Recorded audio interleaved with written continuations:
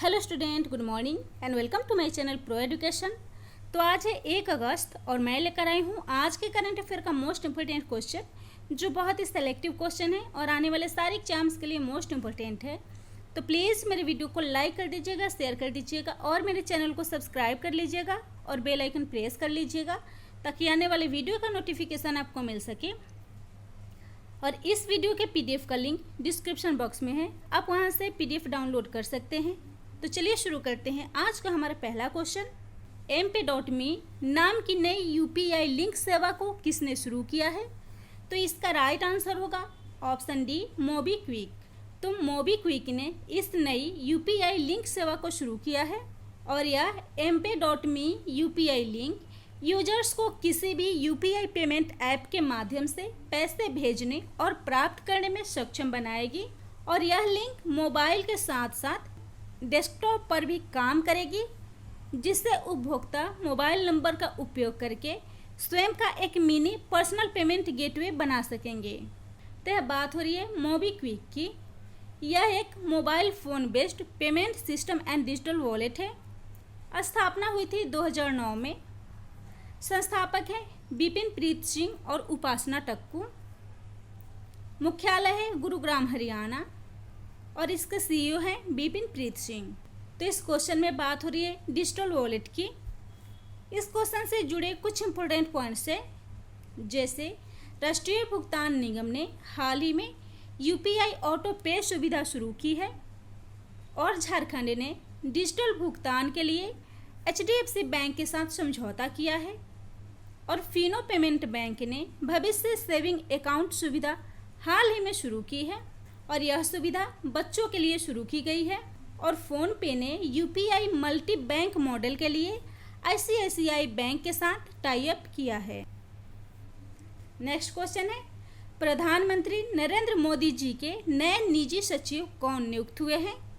तो इसका right answer होगा ऑप्शन ए, हार्दिक सतीश चंद्र। हार्दिक सतीश चंद्र प्रधानमंत्री के नए निजी सचिव नियुक्त हुए हैं और हार्दिक सतीश चंद्र शाह 2010 बैच के IAS अधिकारी हैं, जो वर्तमान में प्रधानमंत्री कार्यालय में उप सचिव के पद पर नियुक्त हैं और इससे पहले वे पर्यावरण, वन और जलवायु परिवर्तन मंत्री प्रकाश जावड़ेकर के निजी सचिव भी रह चुके हैं। तो इस क्वेश्चन में बात हुई है हाल ही में नियुक्त सचिव की। तो विदेश मंत्रालय में सचिव पूर्व बनी हैं रीवा दास गांगुली और राष्ट्रपति के पर्सनल सेक्रेटरी बने हैं P प्रवीण सिद्धार्थ। तो इस क्वेश्चन में दिए गए ऑप्शन को भी डिफाइन कर लेते हैं। तो इस क्वेश्चन का फर्स्ट ऑप्शन था ब्रिजेंद्र नवनीत, जो हाल ही में विश्व व्यापार संगठन में भारत के नए राजदूत नियुक्त हुए हैं। संजीव सिंघला, जो इजराइल में भारत के नए राजदूत बने हैं और विदु P नायर, जो तुर्कमेनिस्तान में भारत के नए राजदूत नियुक्त हुए हैं। अगला क्वेश्चन है, RCS क्षेत्रीय संपर्क योजना के तहत पहला हेलीकॉप्टर सेवा किस राज्य में शुरू किया गया है? तो इसका राइट आंसर होगा ऑप्शन सी, उत्तराखंड। तो उत्तराखंड में पहला हेलीकॉप्टर सेवा शुरू किया गया है।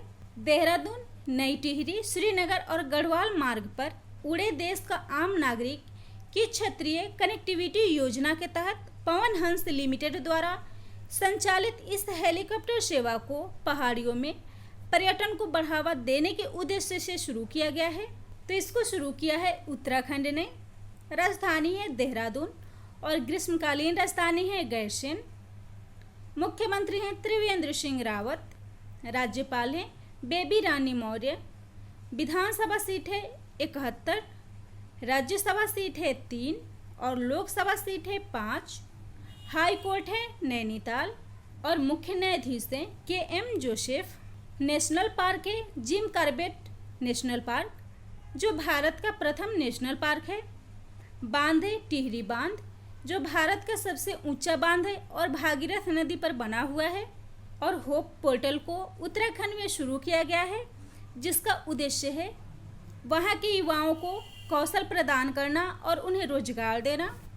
और मुख्यमंत्री स्वराज योजना का उद्देश्य है बेरोजगार लोगों को उत्तराखंड में रोजगार प्रदान करना। और पर्यावरण के दिवस पर सबसे बड़ा जैव विविधता पार्क भी उत्तराखंड में स्थापित किया गया और भारत का पहला लाइकेन पार्क उत्तराखंड में बना है। और हाल ही में वेस्ट टू एनर्जी पहल को शुरू किया गया है, जिसका उद्देश्य है कचरे द्वारा बिजली बनाई जाना।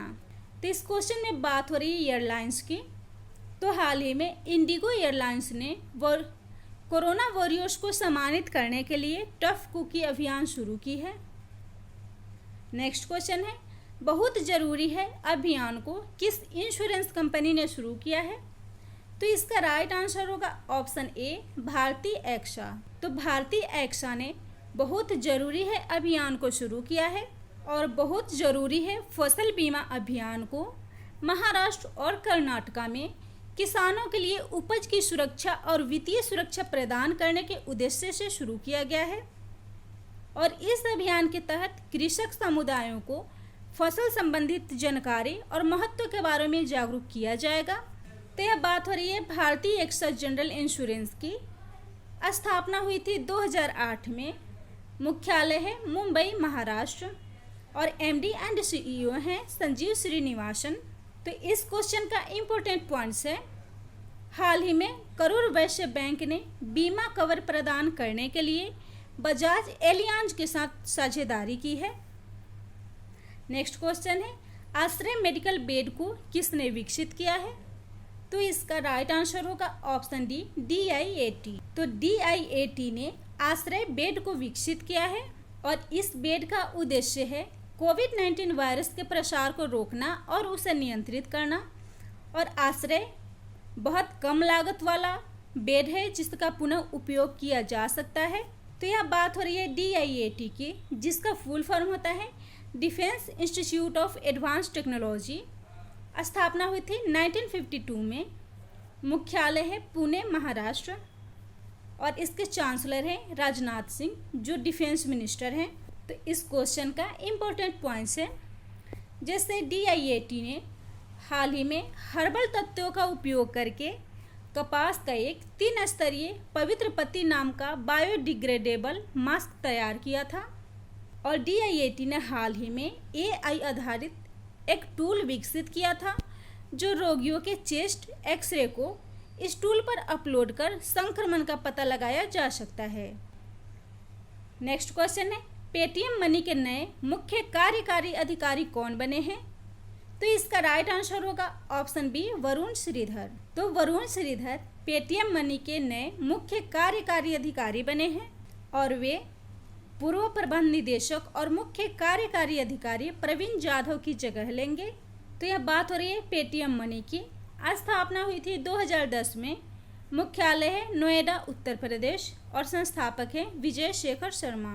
तो इस क्वेश्चन के ऑप्शन को भी डिफाइन कर लेते हैं। इसका फर्स्ट ऑप्शन है पार्थ प्रतिम सेनगुप्त, जो हाल ही में इंडियन ओवरसीज बैंक के CEO और MD नियुक्त हुए हैं। आलोक मिश्रा, जो माइक्रो फाइनेंस इंस्टीट्यूशंस नेटवर्क के CEO बने हैं। और प्रकाश चंद्र कांडपाल, जो हाल ही में SBI जनरल इंश्योरेंस के MD और CEO नियुक्त हुए हैं। अगला क्वेश्चन है, रैपिड एंटीजन टेस्ट को किस राज्य में शुरू किया जाएगा? तो इसका राइट आंसर होगा ऑप्शन ए, मध्य प्रदेश। तो मध्य प्रदेश में रैपिड एंटीजन टेस्ट को शुरू किया जाएगा और मध्य प्रदेश में यह टेस्ट पायलट योजना के तहत शुरू होगा, जो सबसे पहले मध्य प्रदेश के 2 जिलों भोपाल और मुरैना में शुरू की जाएगी। तो रैपिड एंटीजन टेस्ट यह एक डायग्नोस्टिक टेस्ट है जो सीधे एंटीजन की उपस्थिति और अनुपस्थिति का पता लगाता है। तो यह बात हो रही है मध्य प्रदेश की। राजधानी है भोपाल। मुख्यमंत्री हैं शिवराज सिंह चौहान। राज्यपाल है आनंदीबेन पटेल। पड़ोसी राज्य है उत्तर प्रदेश, छत्तीसगढ़, महाराष्ट्र, गुजरात और राजस्थान। नेशनल पार्क है वन विहार राष्ट्रीय उद्यान, कन्ना टाइगर रिजर्व और पन्ना राष्ट्रीय उद्यान। और योजनाएं हैं दीदी वाहन सेवा, जिसे हाल ही में मध्य प्रदेश में आदिवासी ग्रामीण महिलाओं को सुरक्षित प्रसव कराने के उद्देश्य से शुरू किया गया था। जीवन अमृत योजना, जो कोविड-19 में इम्यूनिटी बढ़ाने के लिए लोगों को जागरूक करने के लिए शुरू किया गया था।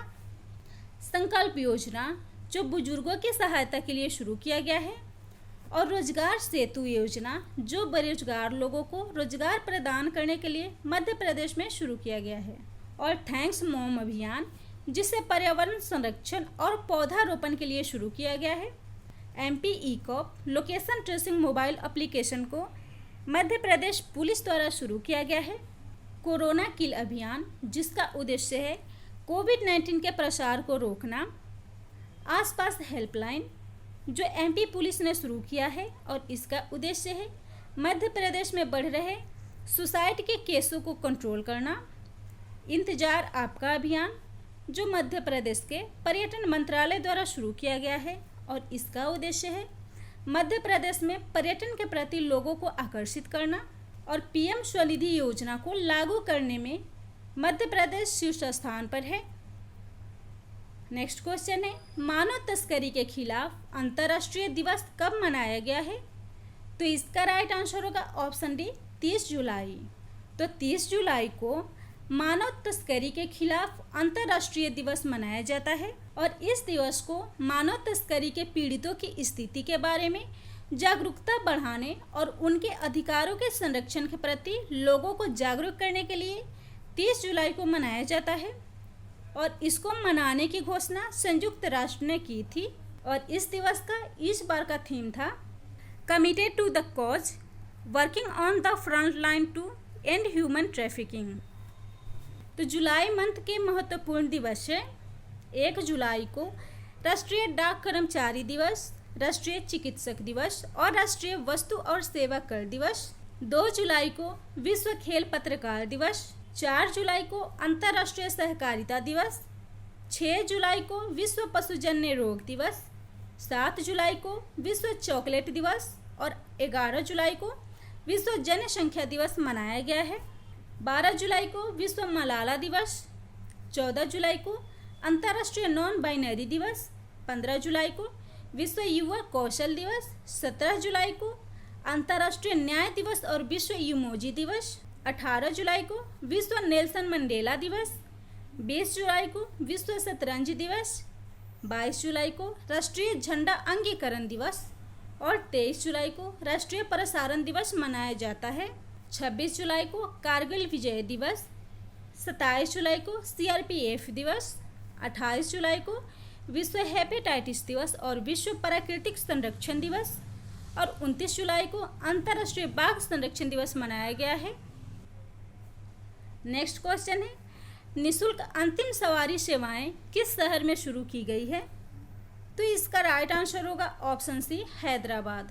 तो हैदराबाद में निःशुल्क अंतिम सवारी सेवाएं शुरू की गई है और इस सेवा को हैदराबाद पुलिस ने कोविड-19 रोगियों के शव को अस्पताल से शमशान ले जाने के लिए निःशुल्क अंतिम सवारी सेवा को शुरू की है और यह सेवा सुबह 8 बजे से शाम 6 बजे तक उपलब्ध रहेगी।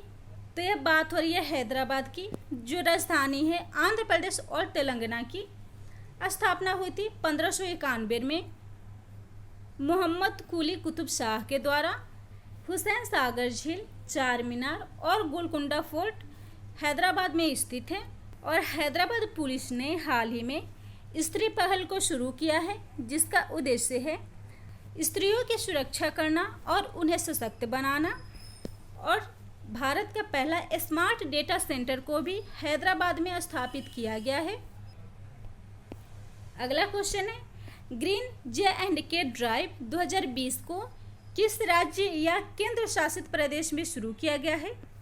तो इसका राइट आंसर होगा option A, Jammu and Kashmir. तो इस ग्रीन J&K ड्राइव को जम्मू एंड कश्मीर में शुरू किया गया है और इसको जम्मू क्षेत्र में मानसून वृक्षारोपण के लिए 72वें वन महोत्सव के उपलक्ष्य में शुरू किया गया है। और इस अभियान के तहत जम्मू क्षेत्र के विभिन्न वन्यजीव क्षेत्रों में लगभग 5 लाख पौधे लगाए जाएंगे। तो यह बात हो रही है जम्मू एंड कश्मीर की, जो एक केंद्र शासित प्रदेश है। राजधानी है श्रीनगर। उपराज्यपाल हैं गिरीश चंद्र मुर्मू, जो जम्मू एंड कश्मीर के पहले उपराज्यपाल हैं। जम्मू कश्मीर की सीमाएं हिमाचल प्रदेश, पंजाब, पाकिस्तान, चीन और अफगानिस्तान से लगती है। नेशनल पार्क है Dachigam national park, Kishtwar national park और हेमिस नेशनल पार्क। और जम्मू कश्मीर में स्थित चिनाब नदी पर दुनिया का सबसे ऊंचा रेलवे पुल है। जम्मू कश्मीर का प्रमुख झील है वुलर झील, जिसे भारत में सबसे बड़े मीठे पानी की झील के रूप में जाना जाता है। डल झील, मानसरोवर झील, वेरीनाग झील और शेषनाग झील जम्मू कश्मीर में स्थित है। और जम्मू कश्मीर में बिजनेस सपोर्ट लोन स्कीम को हाल ही में शुरू किया गया है, जिसका उद्देश्य है व्यापारिक समुदायों की सहायता करना। और मेरा वेतन ऐप को भी लॉन्च किया गया है, जिसका उद्देश्य है कर्मचारियों की सैलरी ट्रैक करना। नेक्स्ट क्वेश्चन है, पी हरिकृष्णा को बाइल इंटरनेशनल चेस फेस्टिवल में कौन सा स्थान मिला है? तो इसका राइट आंसर होगा ऑप्शन बी दूसरा। तो पी हरिकृष्णा को बाइल इंटरनेशनल चेस फेस्टिवल में दूसरा स्थान मिला है। और पी हरिकृष्णा भारतीय ग्रैंड मास्टर हैं, जिन्हें स्विट्जरलैंड में आयोजित 53वें बाइल इंटरनेशनल चेस फेस्टिवल में दूसरा स्थान मिला है। तो बात हो रही है इंटरनेशनल चेस फेडरेशन की। स्थापना हुई थी 20 जुलाई 1924 में। मुख्यालय है लुसाने स्विट्जरलैंड। सदस्य देश है 189 नेशनल एसोसिएशन और अध्यक्ष है आर्केडी ड्रोकोविच। तो इस क्वेश्चन से जुड़े कुछ इंपॉर्टेंट पॉइंट्स हैं, जैसे जी आकाश हाल ही में भारत के 66वें ग्रैंड मास्टर बने हैं। और गोवा के अमया ओडी ने हाल ही में इंटरनेशनल मास्टर का खिताब जीता है। अगला क्वेश्चन है, कौन सा जिला समग्र डेल्टा रैंकिंग में आकांक्षी जिलों की सूची में प्रथम स्थान पर है? तो इसका राइट आंसर होगा ऑप्शन ए बीजापुर। तो छत्तीसगढ़ का जिला बीजापुर इस रैंक में प्रथम स्थान पर है। तो समग्र डेल्टा रैंकिंग 112 आकांक्षी जिलों में 2020 के फरवरी जून के दौरान स्वास्थ्य और पोषण तथा शिक्षा समेत 6 विकासात्मक क्षेत्रों में हुई प्रगति के आधार पर निर्धारित की गई है। और आकांक्षी जिलों के कार्यक्रम का उद्देश्य है जिलों को विकास की राह पर वापस लाना, जो प्रमुख सामाजिक क्षेत्रों में पीछे रह गए हैं और जो अल्प विकसित श्रेणी में हैं। तो इस रिपोर्ट को जारी किया है नीति आयोग ने। और इस रैंक में दूसरे स्थान पर है रिभोई, जो मेघालय का एक जिला है। और तीसरे स्थान पर है बहराइच, जो उत्तर प्रदेश का एक जिला है। तो यह बात हो रही है नीति आयोग की, जिसका फुल फॉर्म होता है national institute for transforming India. स्थापना हुई थी 1 जनवरी 2015 में। नीति आयोग को पहले योजना आयोग के नाम से जाना जाता था। इसका मुख्यालय है नई दिल्ली। अध्यक्ष हैं प्रधानमंत्री नरेंद्र मोदी, उपाध्यक्ष हैं राजीव कुमार और सीईओ हैं अमिताभ कांत। और इस क्वेश्चन से जुड़े कुछ इंपॉर्टेंट पॉइंट्स हैं, जैसे नीति आयोग ने ATL ऐप डेवलपमेंट मॉड्यूल को लॉन्च किया है, जिसका उद्देश्य है ऐप इनोवेशन में भारत के बच्चों को आगे बढ़ाना। और हाल ही में भारत की दूसरी स्वैच्छिक राष्ट्रीय समीक्षा रिपोर्ट को भी नीति आयोग ने जारी किया है। और नेविगेटिंग द न्यू नॉर्मल अभियान नीति आयोग ने शुरू किया है, जिसका उद्देश्य है कोविड-19 में दिए गए नियमों का पालन करना और मास्क को अपने जीवन में अनिवार्य बनाना। नेक्स्ट क्वेश्चन है, सोनम शेरिंग लेप्चा का हाल ही में निधन हो गया, वह किस क्षेत्र से संबंधित थे? तो इसका राइट आंसर होगा ऑप्शन डी लोक संगीतकार। तो सोनम शेरिंग लेप्चा एक लोक संगीतकार थे और उनका जन्म पश्चिम बंगाल में हुआ था। और उन्होंने अपने कैरियर की शुरुआत एक सैनिक के रूप में की थी और भारतीय लोक और पारंपरिक लेप्चा संस्कृति को लोकप्रिय बनाने में उनका महत्वपूर्ण योगदान था। और उन्होंने 1960 में ऑल इंडिया रेडियो पर लोक संगीत के कार्यक्रम किए और साल 2007 में उन्हें पद्मश्री पुरस्कार से सम्मानित किया गया था। तो इस क्वेश्चन से जुड़े इम्पोर्टेंट पॉइंट्स हैं, हाल ही में मलयालम अभिनेता अनिल मुरली का निधन हो गया है और बॉलीवुड अभिनेत्री कुमकुम का भी हाल ही में निधन हुआ है। तो मेरा वीडियो अगर आप लोग को अच्छा लगता हो तो प्लीज़ मेरे चैनल को सब्सक्राइब कर लीजिएगा और मेरे वीडियो को लाइक कर दीजिएगा और शेयर कर दीजिएगा और बेल आइकन प्रेस कर लीजिएगा, ताकि आने वाले वीडियो का नोटिफिकेशन आपको मिल सके।